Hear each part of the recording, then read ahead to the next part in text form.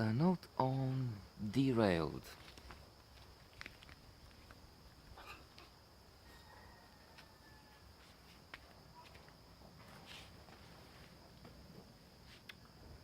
I'm very impressed with Clive Owen. He is now one of my favorite actors, and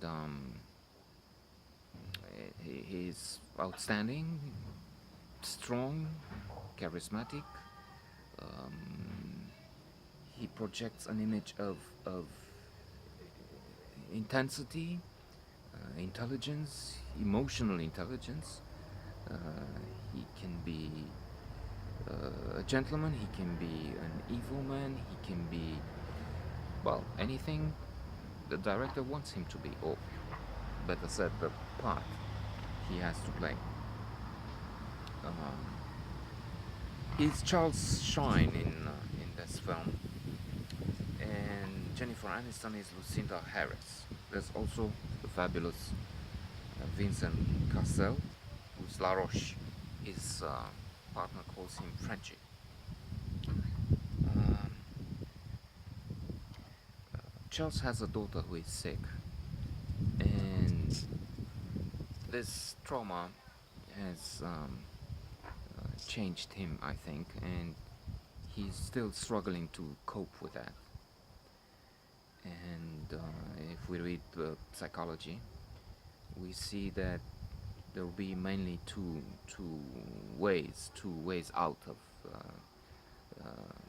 facing trauma and adversity. One would be PTSD, post-traumatic stress disorder, and I think Charles is affected by that.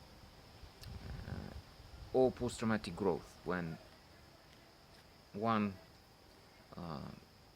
sees what happened and understands this pain, has another view on life, and values it much more. And for instance, someone close dies. If it was painful, there's some relief because at least that pain and torture is over. And then life is to be enjoyed. It's a gift that can quickly go.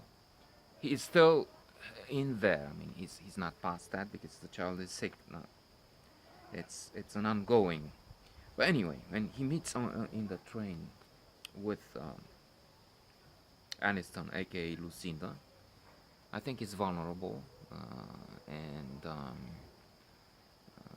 the two also seem to click. They go to a hotel. They have a meal together. There's a bond created. We can refer to Blink, The Power of Thinking Without Thinking, by the classic genius Malcolm Gladwell, the theory of thin slicing, but this is not the place to get into that. But basically, the idea is that in the blink of an eye, or quickly, we can thin slice a situation and come to a conclusion. Often good, sometimes bad. I mean, reflecting the situation. Here, it seems it wasn't the right decision to go along and get a hotel room and engage in sex, because just before having intimate relations with the couple undressed, Vincent Cassel, La Roche, breaks in with another guy, beats Charles and sends him to the floor, after which he rapes his partner. Not only that, this is just the beginning of the ordeal, we could say, because at the end of this crime, serious crime actually, instead of going to the police and facing the consequences, exposure, family, and all the rest, they don't report it.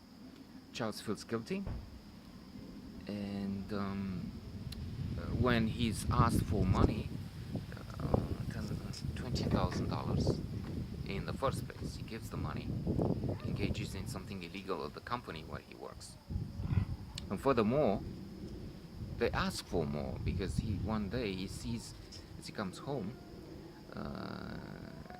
it's true, before arriving home, La Roche is calling him from his home phone. And at home, uh, LaRoche is engaged in a conversation with his wife, pretending he's a business partner and so on. But the point was, I know where you live, and if you don't give me more, $100,000 this time, I will just kill your family. So Charles takes another step, talks to someone at the company, a janitor who had been in jail, and says, I would be able to fix this for you. You just give me 10%, 10,000 instead of the 100,000 you give this guy, and I will solve it.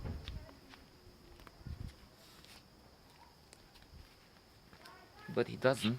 He gets killed, and the film is just beginning. So this was not a spoiler. We're not even halfway through because there will be some shocking, as we say, discoveries. And the film is really, really good.